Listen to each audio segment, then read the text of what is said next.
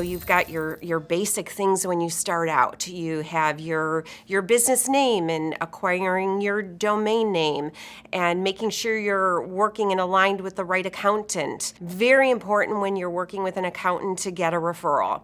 And that's true for any partner that you're going to work with, is to get a referral and to make sure that you have those people lined up to help you get your business started. If you're going to be an independent artist, you want to make sure that your business is legally set up. That means finding the proper lawyer to look into anything that could be an area which can cause concern for legal unexpected things that can happen. Do you have a non-compete? If you do, then that's something that you also need to have a professional look into. Making decisions and thinking that things can't happen, that is not the way to run a business, because things do happen and people will sue. And when you have your business set up in a professional legal way, it protects you. When you are working on your business and you are creating this beautiful new space or this beautiful new start to your next chapter, you have to take into consideration every single hour you put in. Like, that is still counting as work. So that's why it's so important to put systems in place, and it is so important to put in place a very strong budget. And if you do not stick to your budget, it is a very, very, very easy way to lose money. So I think picking how many hours you're going to work on your business, picking how many hours you're going to work behind the chair, setting business hours and boundaries for when you're booking and communicating with clients, and truly outsourcing the things that you shouldn't be doing that you can hire somebody else for you to do. Like, I think when it comes to things that are kind of just like a nuisance to your business, I think you can hire somebody for minimum wage, and it would make it so much easier for you, and it will allow you to work more hours behind the chair to truly create a bigger profit for your business.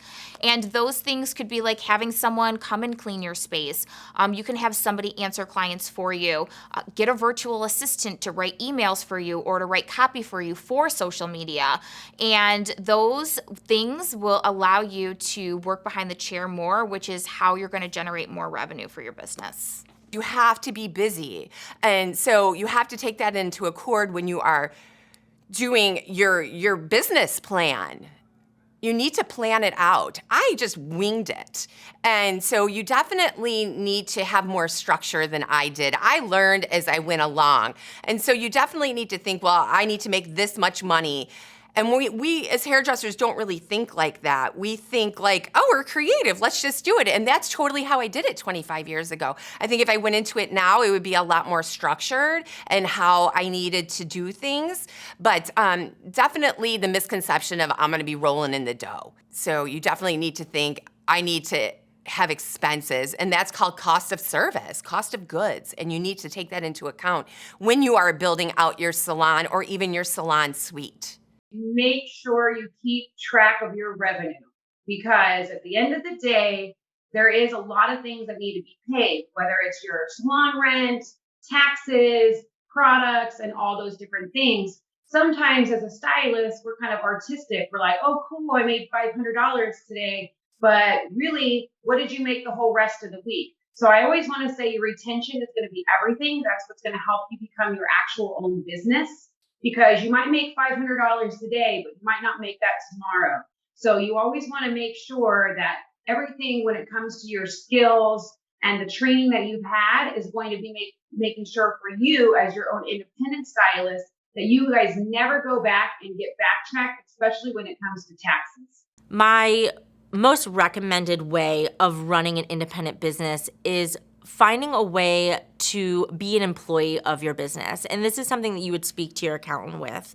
When you have an opportunity to be an employee of your own business, it makes the business entity almost its own system. And what's great about that is that there's other avenues for you to grow this business. So not only are you going to have a consistent paycheck with your own business, but then you have opportunities to hire new people or have other streams of income and revenue within this business. So your whole idea should be, how can I grow this umbrella of a business and market it and grow it and elevate it to the point that I am not just the sole provider for it.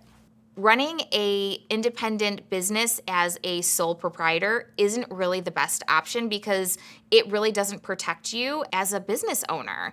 So really looking into your financials, finding an accountant, finding a proper lawyer, having all of these amazing professionals in your back pocket is so important, because that is how you are going to keep your business safe, and it's going to be a way that you actually grow your business. One of the most important things in your business is taxes. And I think the biggest thing that I hear as a business coach is, I don't want to pay taxes, or I want my taxes to be less. We have to understand that the more taxes we are paying, it means that there's more money happening in our business. So more money, more taxes. This is a great thing. Whoever said taxes or paying more taxes wasn't a good thing, you were greatly misinformed. The more taxes you're paying, it means that you are making more money, you are in a higher economic bracket, which then means that you maybe have less debt, your business is thriving, you're providing more for your community, and then there's better chances of you being able to get a loan or buy a car or get a home, or even better, create other investments like buying a building to be your first salon, or buying a business, or investing into another business. Nowadays, they're going to tax us on our tips. They're going to tax us on certain services and things like that. Especially because when things come up in the world, these tax dollars are to help fund us for later on. So as a stylist, we say, oh, I don't want to pay that much tax, or I don't want to really do this. But you have to think about it for you in the long haul. So I always suggest to make sure to get some sort of revenue app on your phone that's going to be able to keep track of all your services. It will automatically tell you how much you owe. I do feel that it's important as a small business owner that you have a complete separate business account just for tax purposes. I set up that immediately just so that my personal finances are separated than my business. Otherwise, you have to do a lot of backtracking when tax season comes. When you're looking for the perfect pay system or booking system, I highly suggest that you look at the percentage rates of what they are taking from your income. Sometimes when we are first starting out, we don't always have the finances to be able to give away 5, 10, 12, 15%. It's really important that you pick a booking system that is affordable not only monthly, but with the rates that they're taking with your percentages. One of the great things about the technological tools we have available to us today is where that laps into money management. Taking money from clients, taking payments, paying bills, and all that. Again, you've got to be taking advantage of some of these tools. If you don't have the knowledge and the sophistication to do it yourself, you got to be engaging with other folks to do it. But apps for taking credit cards, they're great ones out there. And you know what? I don't want to hear about the fees for clearing credit cards, because if you're concerned that the difference between 1.5 points, 3 points, 5 points, whatever, is tanking your profitability, you're simply not charging enough. Let's just raise the price and not worry about credit card clearing, because in my mind, in this day and age, you just can't play cash only anymore. Among other things, cash only screams tax cheating. And in our industry, which is saddled with such issues as it relates to unreported income, we've got to take these businesses legit. We've got to play above board. We've got to use the tools, which include credit card clearing, in order to move our businesses forward in a professional way. Want to fill out a FAFSA? Want to send a kid to college? You want to buy a new truck? You want to buy a house?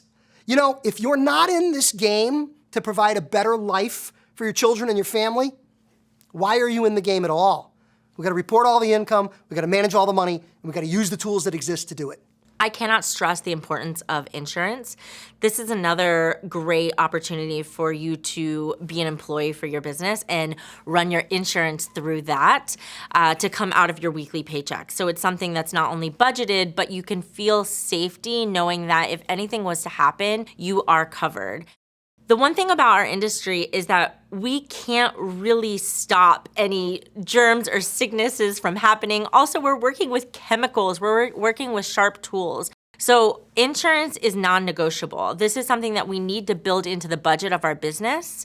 And if it's not something that we have, finding ways that we can start to get on the path of even having a lower financially affordable base insurance and growing to be fully covered is the goal.